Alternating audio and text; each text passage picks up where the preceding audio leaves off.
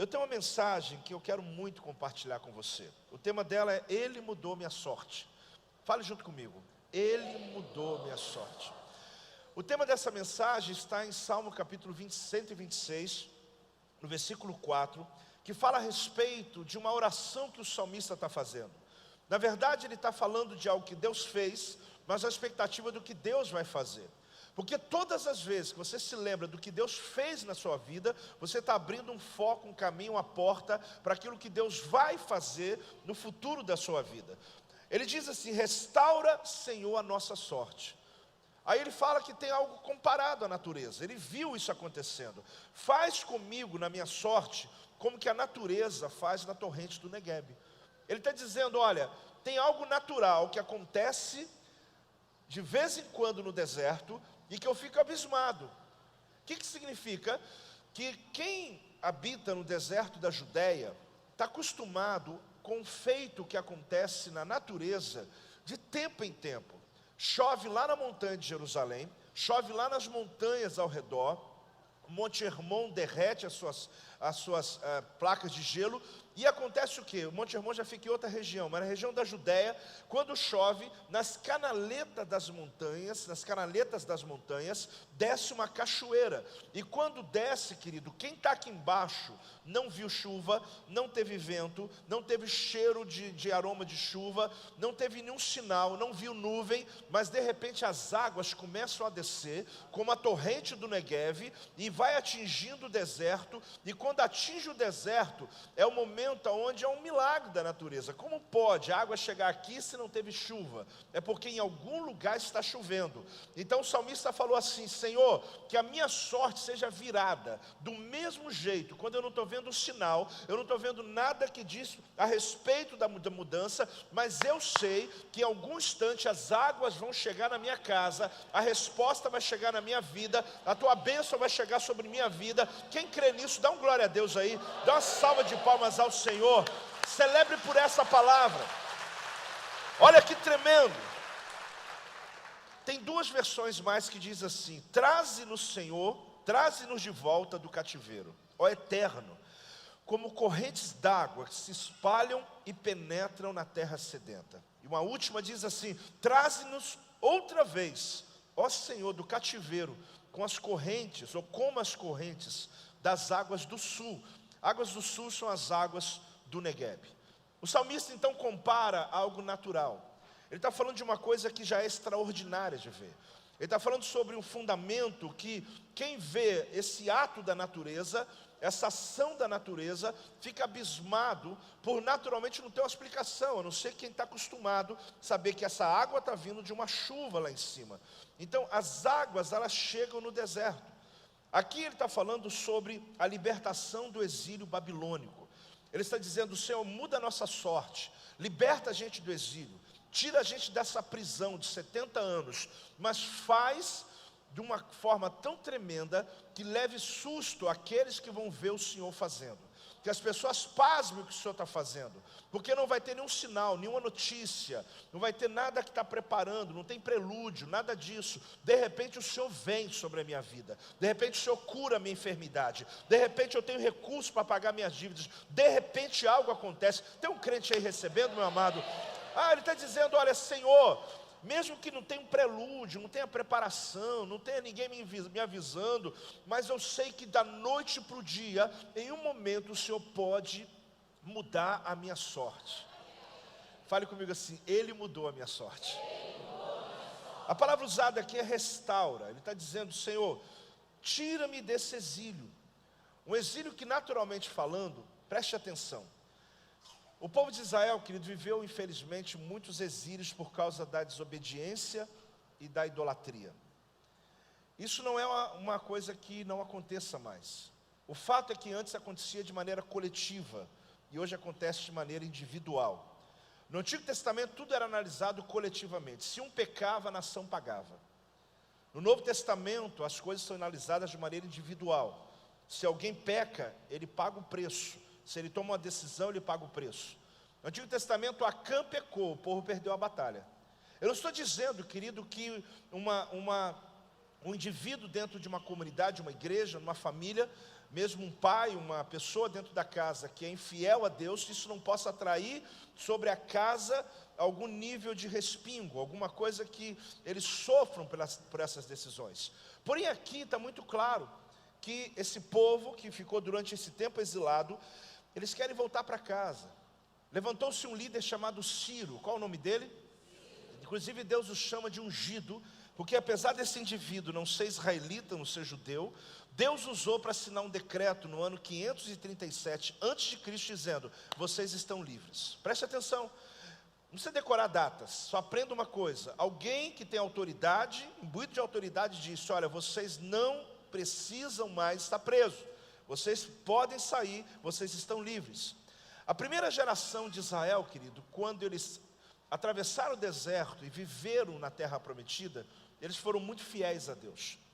A segunda geração, que foi no tempo de Josué, a segunda geração continuou fiel a Deus, mas a terceira geração começou a pecar contra Deus. Por conta desse pecado, Deus permitiu que 7 nações invadissem novamente a terra prometida, e eles perderam a sua terra, eles perderam o seu direito. Eles tinham uma promessa, mas pelo distanciamento de Deus, eles perderam essa promessa. E alguém ocupou o lugar deles naquilo que Deus havia dado a eles. Quem está aí, diga amém. O fato, querido, é que nessa condição, a rebelião que esse povo teve, eles contaminaram a terra de Israel. Existe uma curiosidade que você que lê um pouquinho precisa lembrar, é que cada 7 anos a terra precisava descansar. Eles desconsideraram a lei de Deus e trabalharam durante 490 anos, sem nunca descansar a terra. O que Deus faz? Deus os tira da terra e deixa a terra descansar 70 anos, para que eles se lembrassem da lei de Deus, que se eles não fizeram, então Deus os tirou da terra 70 anos, para exatamente compensar os 70 períodos de descanso da terra. Aqui é apenas uma curiosidade para você perceber que o exílio que eles foram colocados, chamado exílio da Babilônia, foi resultado de desobedecer a um princípio da palavra de Deus. Nós estamos no período da lei aqui, nós estamos no momento onde a única coisa que justifica o homem é a obediência à lei. E por conta disso, eles contaminam a terra, Deus os tira da terra e põe dentro de um exílio. Preste atenção em algumas coisas.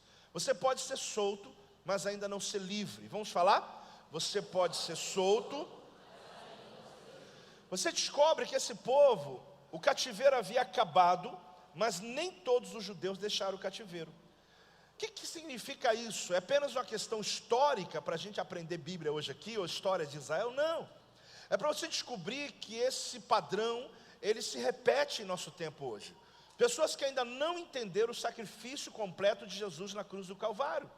Amado, quando você vê os queridos aqui compartilhando sobre as suas libertações, reconhecendo a necessidade de uma postura, de uma santidade, buscar o Senhor, é acreditar que o sangue de Jesus que foi derramado na cruz do Calvário, não é apenas para me dar vida eterna quando eu morrer, mas é para me dar vida abundante quando eu estiver aqui na terra.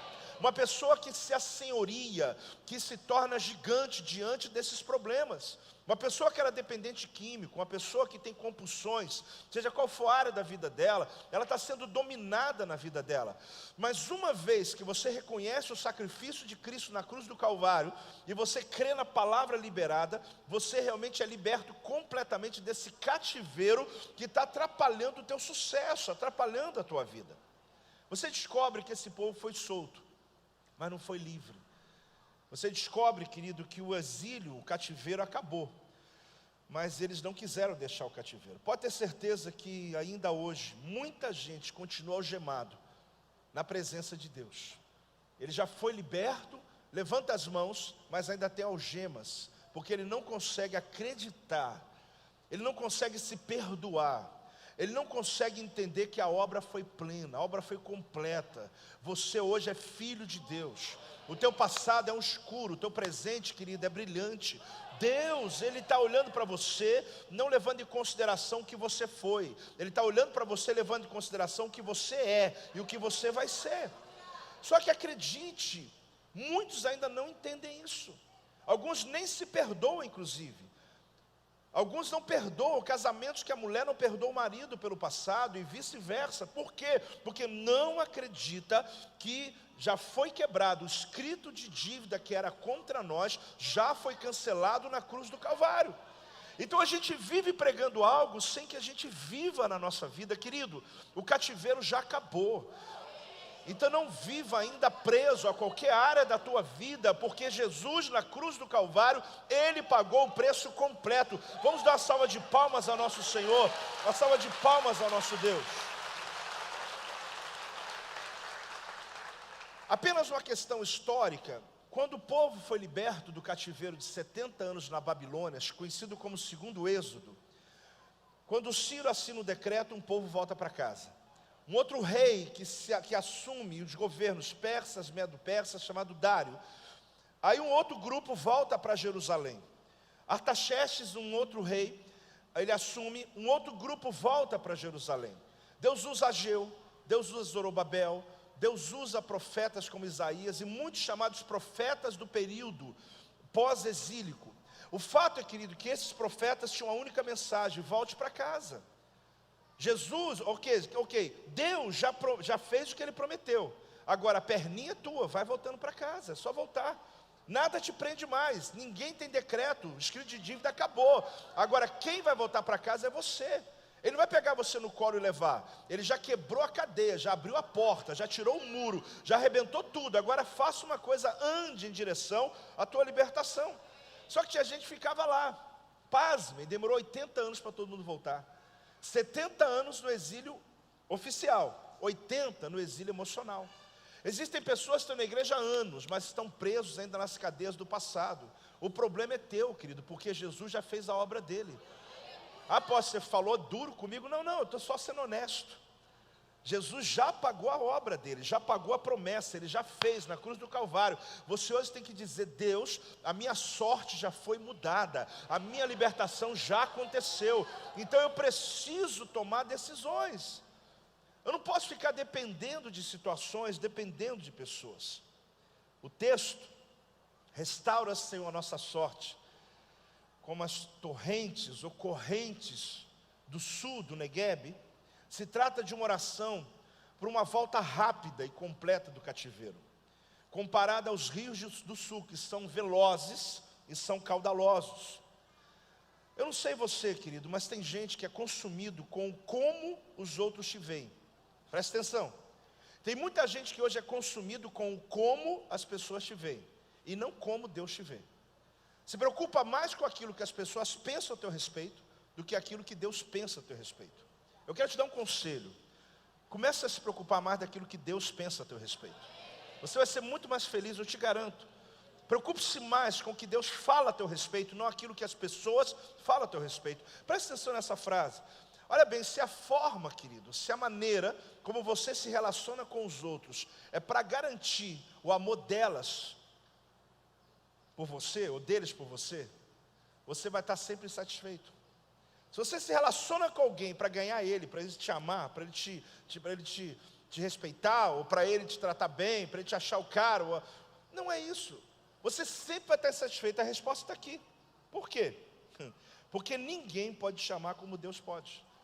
Ninguém, nessa terra, ninguém te ama como Deus ama. Então para de pensar como os outros te veem, e pense como Deus te vê.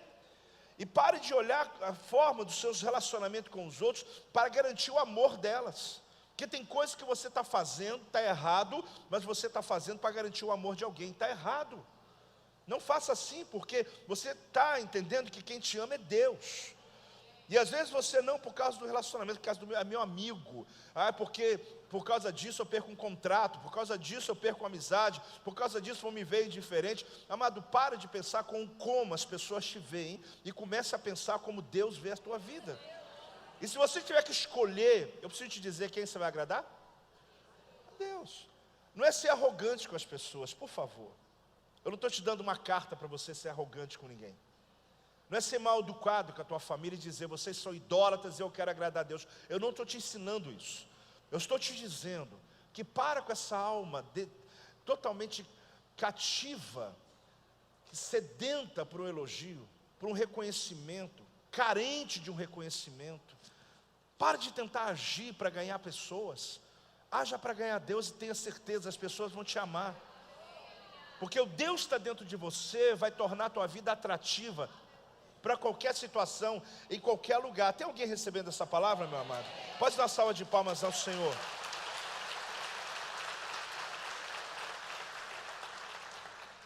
Restaura, Senhor, a nossa sorte, como as torrentes do Negev. Aprenda uma coisa: em terra dura não vai haver colheita. Vamos falar juntos?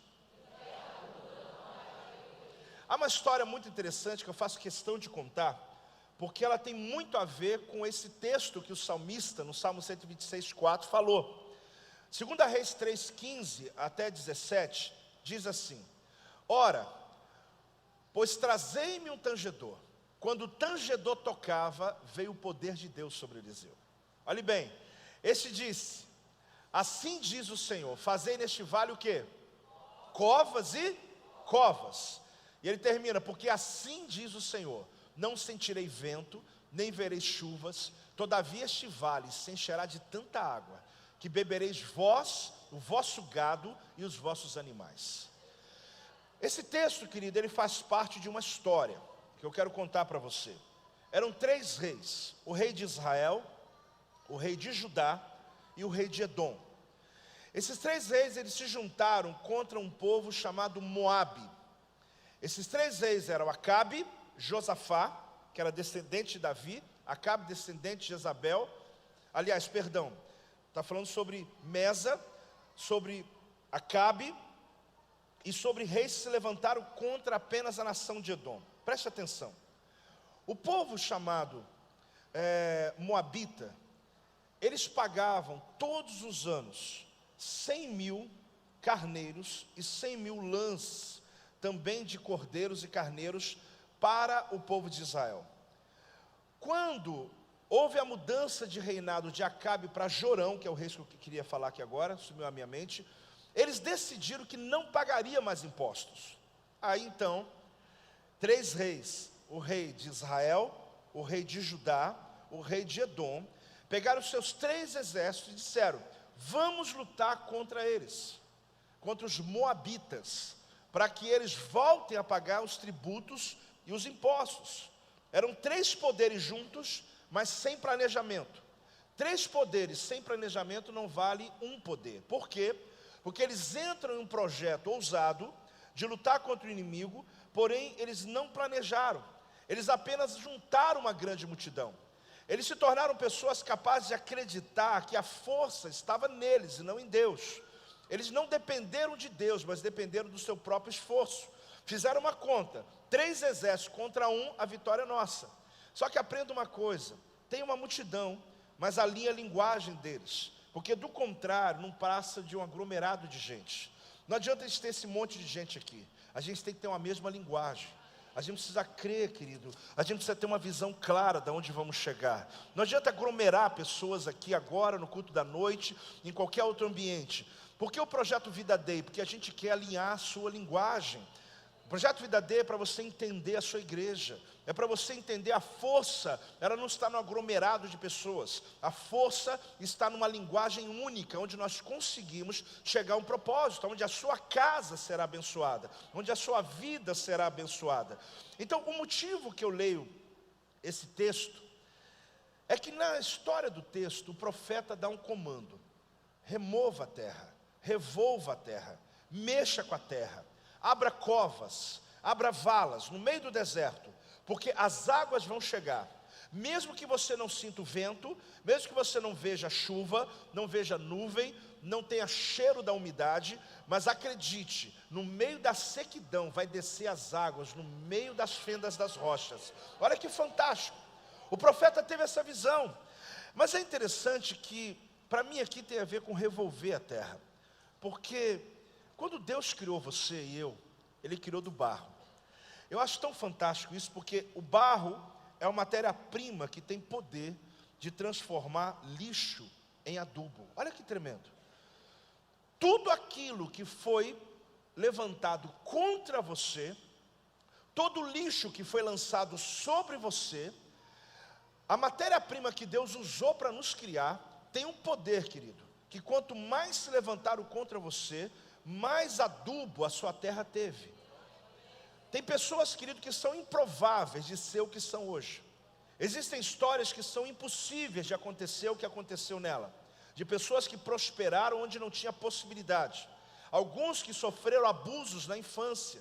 Pessoas que tiveram bloqueios na sua vida causados pela própria família. Pessoas que sofreram fome, literalmente, passaram fome, e que você hoje percebe que são pessoas ricas, pessoas prósperas, pessoas abençoadas. Por quê?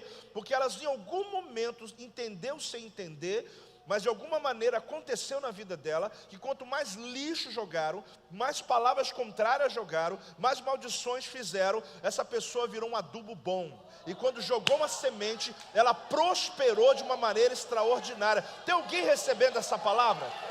Pois dar glória a Deus aí, meu amado. Então, quando se torna uma terra mexida, melhora o plantio. Porque terra dura, mente dura, lugares que não se remove a terra, não dá fruto nenhum. Você tem que entender, querido, que Deus pode estar mexendo com você, exatamente porque está preparando esse território, preparando essa terra para uma grande colheita. No meio do processo, alguns se revoltam. No meio do processo, alguns questionam. Alguns perdem a fé. Alguns se afastam de Deus. Mas, amado, quando Deus estiver mexendo a terra da tua vida, aprenda uma coisa: Ele está preparando essa terra porque tem semente vindo, porque tem colheita vindo, tem propósito chegando. Eu espero que você esteja entendendo isso essa manhã. Eu espero que você compreenda como Deus pode mudar a sua sorte. Aqui esses reis, eles de fato, querido, vão buscar um profeta, porque eles estão no meio de um deserto. Preste atenção, os 3 saíram para guerrear contra Moabe. Só que eles não planejaram a coisa básica, a quantidade de água que era necessário para atravessar o deserto. A água acabou. Naturalmente dizendo, todos iam morrer de sede, porque para voltar morre, para continuar morre. Eles foram atrás do profeta. Aprenda uma coisa: não espere o deserto se apresentar para buscar o Senhor. Tem muita gente que quando passa por um deserto vai se lembrar de Deus. Esse pessoal, querido, já tinha tido experiências com Deus no passado, mas eles estavam tão confiantes em si mesmo que eles não buscaram a Deus antes de entrar naquele propósito. Eles acreditaram tanto na força que eles tinham, na quantidade de pessoas que eles eram, que eles imaginaram: ninguém segura nós, ninguém segura a gente. Porém, o fato é que o deserto chegou, e o deserto alinhou, o deserto fez eles parar, o deserto fez eles buscar o Senhor. Se em algum momento da tua vida, querido, o deserto trouxe você mais perto de Deus, que seja o único momento. Não faça disso uma cultura da tua vida. Só busco Deus quando o deserto chegar na minha casa, porque não é bom. Você aprendeu já uma vez, não espere a segunda nem a terceira chegar, porque eu vejo tanta gente que só vive de desertos em desertos, que só quando as coisas apertam, buscam a Deus. Quando as coisas apertam, quer ser fiel no dízimo. Quando as coisas apertam, quer jejuar. Amado, seja uma pessoa santificada a Deus sempre. Inclusive a vida como está agora, tão boa que você está vivendo, continue sendo fiel a Deus.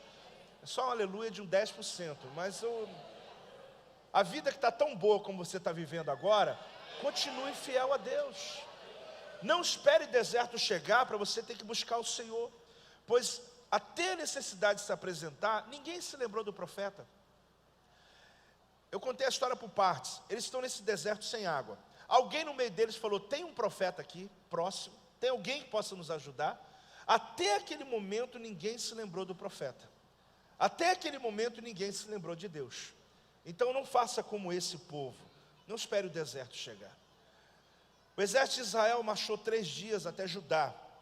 Eles se juntaram em Judá e marcharam mais 4 dias até Adom. Eles vão agora para um vale, a extremidade do sul do Mar Morto, para enfrentar um deserto e um exército chamado Moabitas. Eram 3 contra 1. Para que tudo isso? Porque, como lhe disse, eles estavam juntando forças naturais. Eles não entraram numa dependência de Deus. Por mais que Deus te abençoe, querido, não se esqueça que quem colocou você aí foi Ele. E aprenda a depender de Deus, mesmo quando você tiver dinheiro, quando você tiver saúde, quando você tiver inteligência. Não diga nunca eu que fiz, fala foi eu fiz, mas debaixo da graça dEle. Aprenda a glorificar a Deus sempre na tua vida. Não torne isso algo repetitivo só, mas faça isso fazer parte do seu entendimento. Não faça como um religioso que está fazendo só para agradar a Deus ou para aparecer para as pessoas, mas de fato, quando alguém te elogiar, fala: olha, pode acreditar, Ele, é só dele, Ele é que fez, Ele é que me abençoou. Todas as inaugurações da sua vida, como a tua casa própria, como o carro que você vai comprar, como a formatura que você vai terminar a sua faculdade, naquele dia se lembre, Ele é que colocou você ali. Toda porta que abrir para você, quando o neném nascer, aquele neném esperado, aquela criança esperada, alguém diz: olha, como Deus abençoa a tua casa, assim é Ele, é tudo dele. Ele é o Senhor da minha vida, Ele é o Senhor da minha casa, Ele é que faz todas as coisas. Pode celebrar o nome dEle, porque é Ele que faz. Aquele povo estava no deserto, a expectativa era mínima. Existe um termo que eu uso chamado uma linha amarela. Esse termo é interessante porque eu gosto muito de ir à Disney com as crianças. Agora já não são crianças, e aí o tempo passou, já não tem como levá-los, porque lá em casa está ficando só o pequenininho mesmo, o Zac. Mas quando eu tinha os 4 em casa, a gente gostava muito de ir até a Disney e passar um tempo de férias. Na Disney tem uma coisa interessante: o dia que você for lá, eu gosto disso, que você acredita que quando Deus me leva, leva você também. Eu não sou tampa para ninguém, mas quero ser pelo menos inspiração para você. Ele, quando tem uma linha amarela, que você descobre o seguinte: você está andando lá na rua da Disney, é enorme, é uma cidade, e as pessoas estão vestidas com as roupas dos personagens que a gente conhece da televisão desde pequeno. É fantástico. É interessante que você está vendo as pessoas andando lá de cada linha, eles estão andando normal. Quando eles atravessam a linha, eles têm que entrar no personagem deles. Eles são instruídos assim, eles são treinados assim.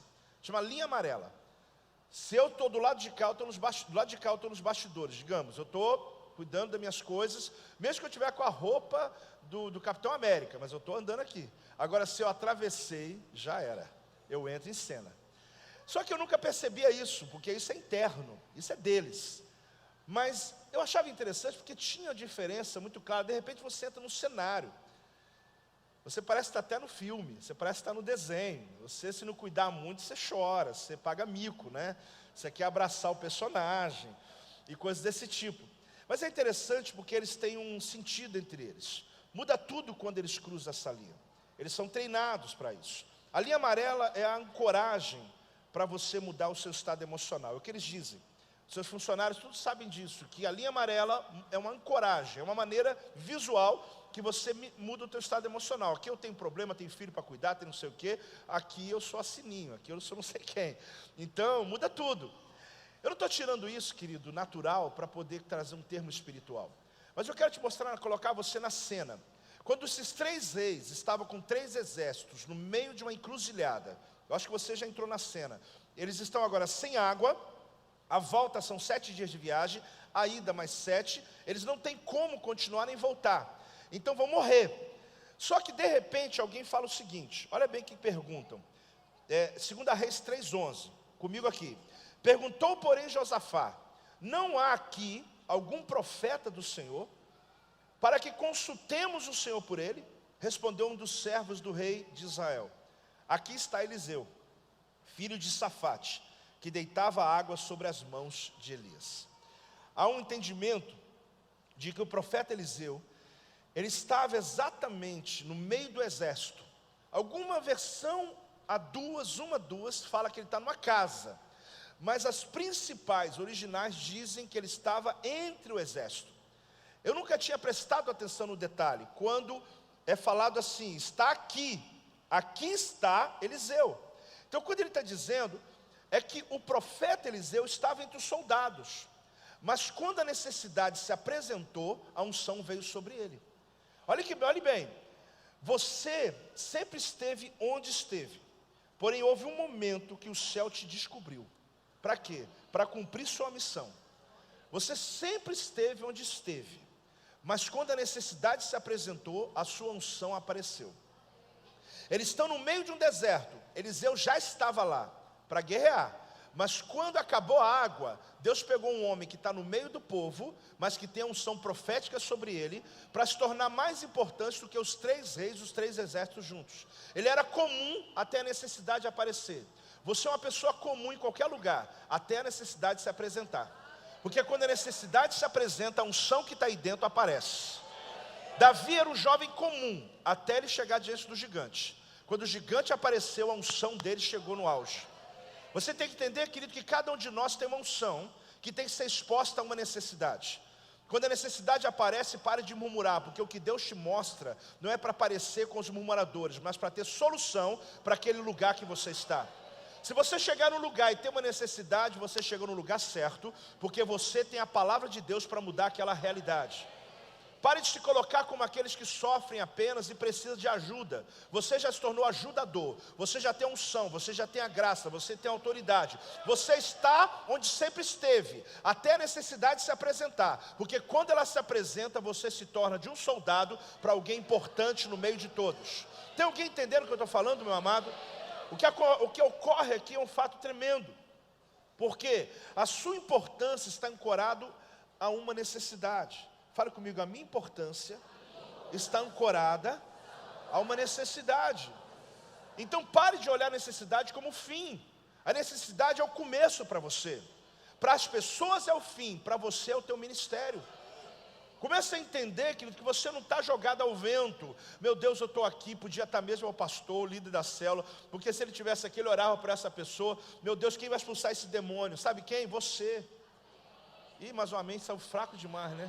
É você, porque a unção que está guardada dentro de você, ela pula quando a necessidade se apresenta.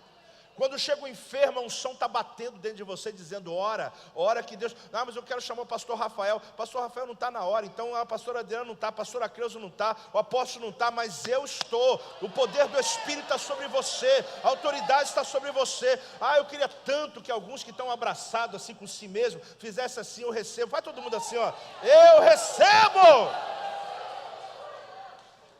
A verdade, querido, a verdade é que a gente tem que aprender a atravessar essa linha amarela para assumir a missão que Deus entregou para nós. Eu não estou dizendo que você tem a dupla personalidade, mas compreenda, tem momentos que você está no seu dia a dia, mas é necessário que alguém cheio da autoridade de Deus apareça. Essa pessoa é você mesmo. Atravesse a linha amarela no reino do Espírito e diga, Senhor, eis-me aqui. Eu estou pronto para atuar. Eu estou pronto para ser usado como profeta. Eu estou pronto para o Senhor mover através da minha vida. Se você for capaz de explicar, repita essa frase comigo. Se você... Eu vou completar a frase agora para você entender. Se você for capaz de explicar o que está acontecendo, então não é obra de Deus. Então, se você for capaz de explicar, mas tem coisa que não tem como explicar.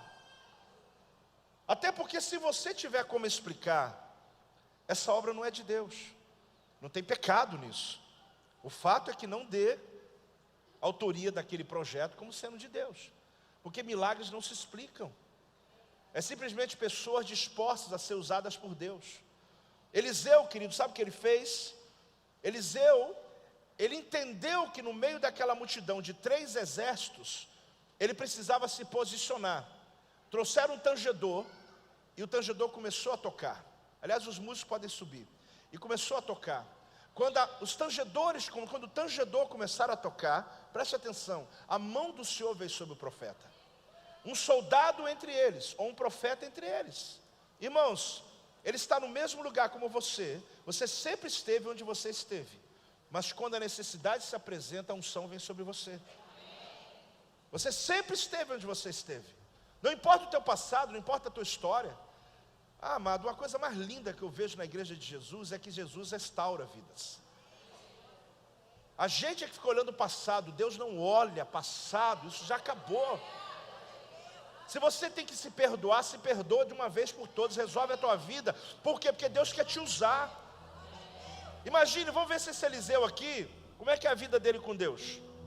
Ok, alguém deu testemunho e falou, olha, esse soldado, esse homem aqui, ele deitava água na mão de Elias. Não diz que ele era santo, só diz que ele tinha alguém que o influenciava. Não diz que ele era uma pessoa que não pecava, só diz que ele tinha pastor. Essa pessoa aqui é uma pessoa que servia o profeta Elias. Então, se ele servia o profeta Elias, de alguma maneira a unção está sobre a vida dele. O histórico que tem a seu respeito, querido, não é o quanto você pecou ou não pecou, mas o quanto você serviu. Porque aquele que serve tem acesso. Alguém só disse, olha, ele deitava água nas mãos de Elias. Ou seja, ele servia o profeta. Então a palavra está com ele. O rei falou, então a palavra está com ele. Eu só precisava saber disso. Então ele tem referência, ele tem alguém, ele tem cobertura, ele tem influência, ele está numa célula, ele tem um discipulado, tem alguém, ele está solto? Não, essa pessoa, ele está envolvido no projeto. Mas ele tem pecado? Não tem, isso não é história. Jesus já perdoou a vida dele, ele está pronto para ser usado. A questão é que ele está disposto, e Eliseu, ele se posiciona. Irmãos, se der para explicar, não foi Deus. Como é que vai explicar um negócio desse? Simplesmente, Eliseu, quando a mão de Deus veio sobre ele, ele disse, olha, vocês não vão sentir a chuva. Olha bem, vocês não vão perceber sinal algum, mas as águas, elas vão aparecer nesse vale. E vocês vão ter tanta água, que vocês vão beber, seus animais vão beber, suas ovelhas vão beber, tua casa, todo mundo vai beber. Aquilo que Deus fizer em você, vai chegar na tua família, vai chegar na tua geração, vai chegar sobre todos. Irmão, como explica um negócio desse? Apóstolo, o senhor diz que chove em Jerusalém, que é água no deserto. Irmão, só que chove, às vezes uma vez no ano só que isso acontece. Será que o serviço de meteorologia estava pronto naquele dia? Será que Eliseu leu o jornal de manhã e falou, vai chover hoje em Jerusalém? Não, querido, é porque Deus quer que você veja o que Ele vê. Ninguém conseguia ver nada a não ser deserto, o profeta viu a chuva. Você tem que enxergar aquilo que os outros não enxergam. Porque Deus colocou em você uma visão, querido, no meio do deserto, no meio das confusões. Você olha o Brasil, você olha a tua família, você olha a tua vida, você olha para o futuro, e as pessoas começam a murmurar, reclamar, ter medo, e você diz, não gente, não, está chovendo na montanha. Não, mas o que está acontecendo? Chovendo na montanha? Está chovendo lá. Então fica tranquilo que quando as águas encharcarem a montanha, vai vir uma cachoeira para cá. Mas eu não estou sentindo nada, não tem vento. Não vai ter vento não. Mas não tem nem nuvem aqui, não, porque a nuvem, deixa eu explicar, irmãos, o vale é deserto. A nuvem fica presa na montanha, ela não passa, por isso que não chove no deserto. Quando chove uma vez ao ano, poucas vezes. Então o que acontece? A chuva fica parada aqui. Mas está chovendo lá e não chove aqui. Não precisa chover aqui. Se estiver chovendo lá, as águas chegam.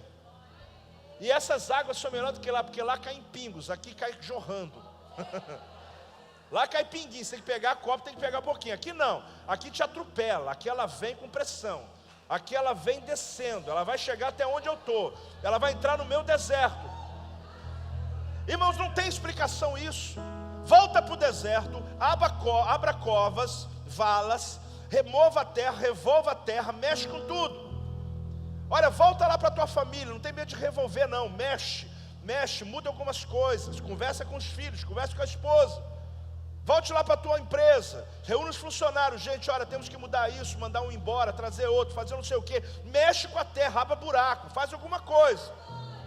Não fica só também com a terra dura esperando Deus mandar água, porque terra dura não tem como plantar. Tem que furar a terra, e furar a terra é remover. Remover a terra, meu amado, é exatamente fazer o que você está pensando. É revoltar a terra, é mudar ambientes, é chegar para o filho que está na vida errada e dizer, olha, acabou. É chegar para um casamento onde estão gastando mais do que devia, falar, acabou, vamos mexer nessa terra. É chegar para o crente que está ali vivendo uma vida dupla, falar, meu amigo, acabou. Mexe com a terra, porque as águas estão vindo, eu não quero perder.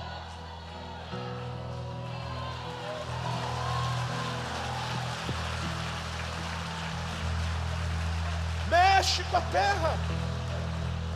Porque é simples, irmão. Se vier uma enxurrada lá de cima da montanha e passar nesse asfalto aqui, vai descer direto para o Paraíba.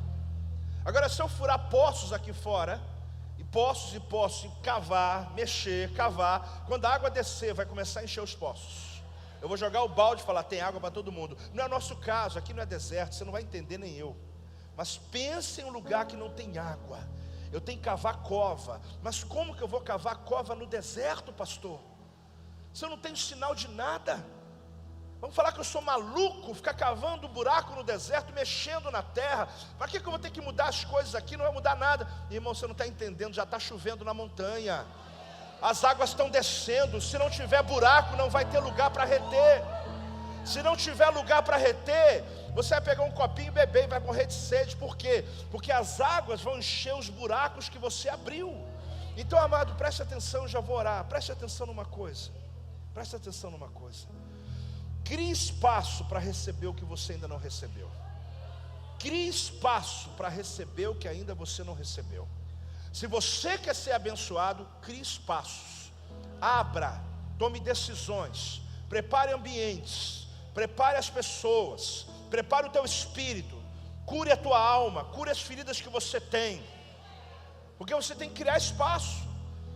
Quando Deus falou através de alguém que eu ia ser pregador, eu fui estudar. Quando um profeta chegou para mim, eu não tinha nem saído nem de um estado quase para o outro, e um profeta falou, você vai viajar às nações. Eu tirei passaporte. Eu tenho passaporte desde 18 anos de idade. Na época que ninguém tinha passaporte com essa idade, pelo menos da minha classe social que eu vivia, pessoas pobres.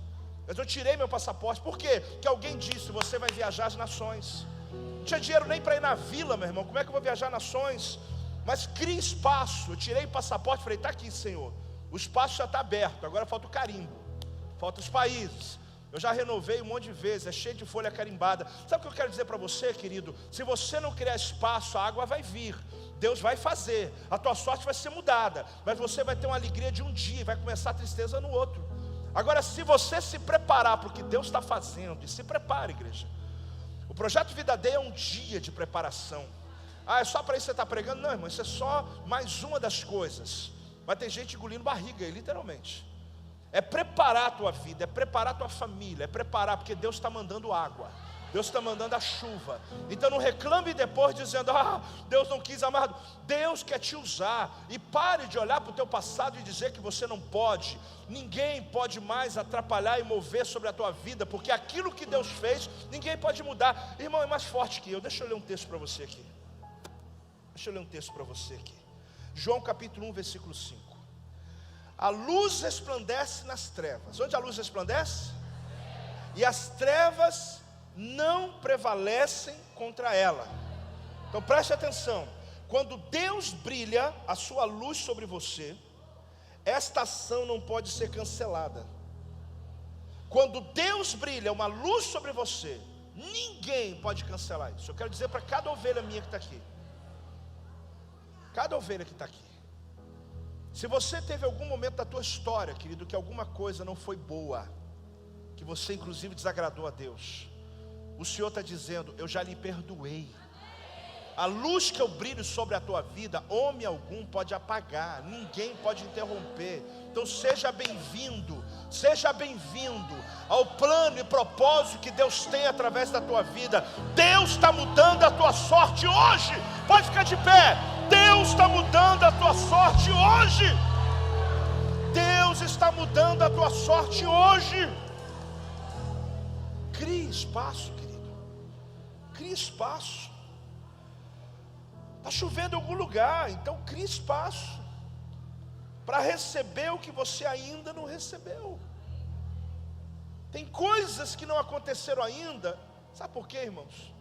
Porque muitas profecias que liberamos, nós mesmos não estamos preparados para elas. A gente fala, mas não se prepara.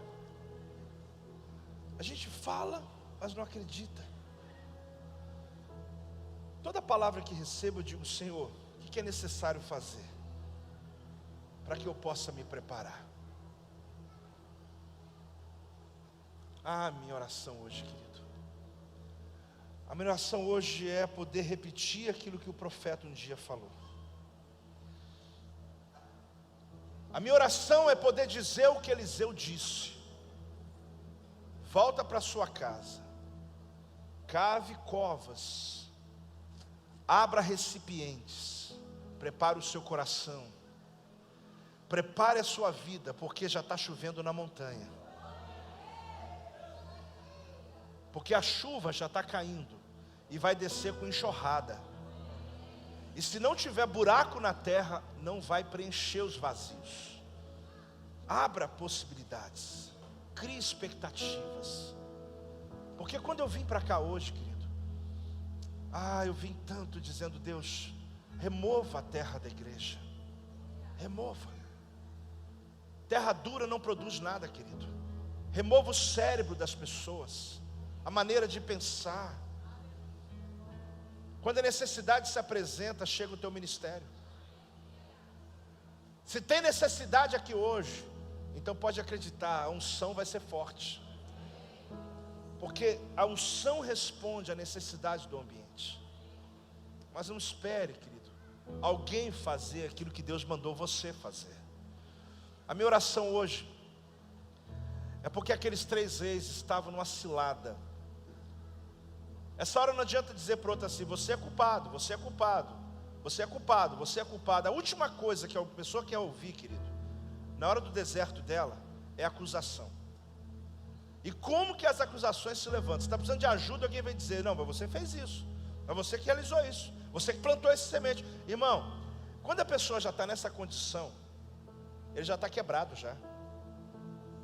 Ele já está quebrantado já. Não precisa ninguém lembrar ele não, ele já está sabendo o que aconteceu. Quando ele está buscando a Deus, é porque ele está dizendo: eu errei. Mas a grande notícia, querido, a grande notícia é que o teu deserto pode florescer da noite para o dia. A Bíblia diz, querido, que quando amanheceu, olha bem, de manhã cedinho começa o sacrifício lá no tabernáculo em Jerusalém. Aí o que eles fizeram? Sincronizaram no mesmo horário e fizeram a oferta do Senhor no deserto. Lá em Jerusalém, na montanha, está chovendo, mas lá tem oferta a Deus. Aí aqui embaixo no deserto, levantaram um altar. Quando o altar foi levantado ao Senhor, começou a vir as águas.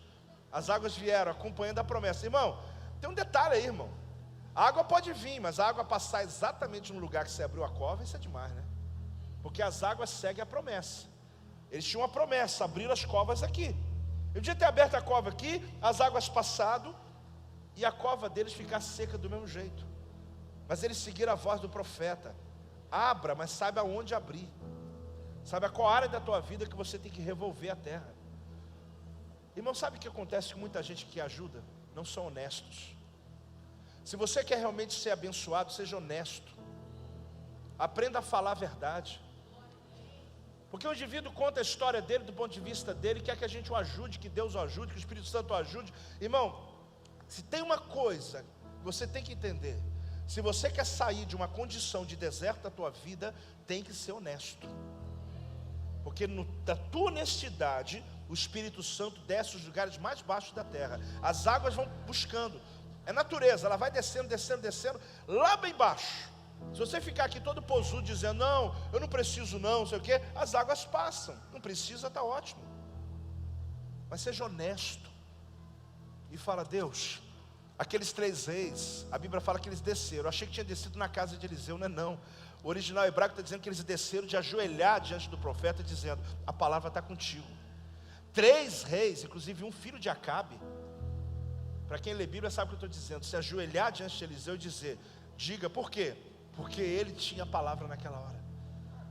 Eliseu falou: olha, Jorão, se não fosse Josafá, eu nem te atenderia. Nessa ele podia ter dito: você não sabe quem sou eu? Ele ficou calminha. O profeta bateu, ele continuou calminha. Se não fosse Josafá aqui nessa roda agora, eu nem dava atenção para você. Mas por causa de Josafá, servo de Deus, eu vou abençoar os 3. Você, você e você. Deus abençoa pessoas, querido, por causa de você. Por causa de você. Pessoas que inclusive blasfemam contra Deus dentro da sua casa é abençoado por causa de você. Porque se não fosse você, ia vir água, ia vir dilúvio que ia vir. Então, em nome de Jesus, nesses minutos que nos restam, eu quero muito que você seja honesto com Deus.